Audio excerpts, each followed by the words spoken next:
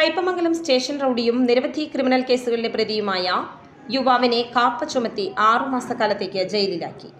Kaipamangalam board സ്വദേശി പള്ളിപ്പറമ്പിൽ വീട്ടിൽ ഷാബിത്തിനെയാണ് KAAPA ചുമത്തിയത്. Thrissur rural ജില്ലാ പോലീസ് മേധാവി ബി കൃഷ്ണകുമാർ നൽകിയ ശുപാർശയിൽ ജില്ലാ കളക്ടർ അർജുൻ പാണ്ഡ്യനാണ് കാപ്പ ഉത്തരവ് പുറപ്പെടുവിച്ചത്. ഷാബിത്ത് മതിലകം, കയ്പമംഗലം, വലപ്പാട് പോലീസ് സ്റ്റേഷനുകളിലായി ഒരു കവർച്ച കേസിലും 4 അടിപിടി കേസിലും മയക്കുമരുന്ന് ഉപയോഗിച്ച ഒരു കേസിലുമടക്കം 6 ക്രിമിനൽ കേസുകളിലെ പ്രതിയാണ്. കാപ്പ ചുമത്തുന്നതിലും ഉത്തരവ് നടപ്പാക്കുന്നതിലും Kaipamangalam police station SI TV Rishi Prasad, senior civil police ഓഫീസർമാരായ സുനിൽ കുമാർ, ഡെൻസ് മോൻ, ബിപിൻ ദാസ് എന്നിവർ പ്രധാന പങ്കുവഹിച്ചു.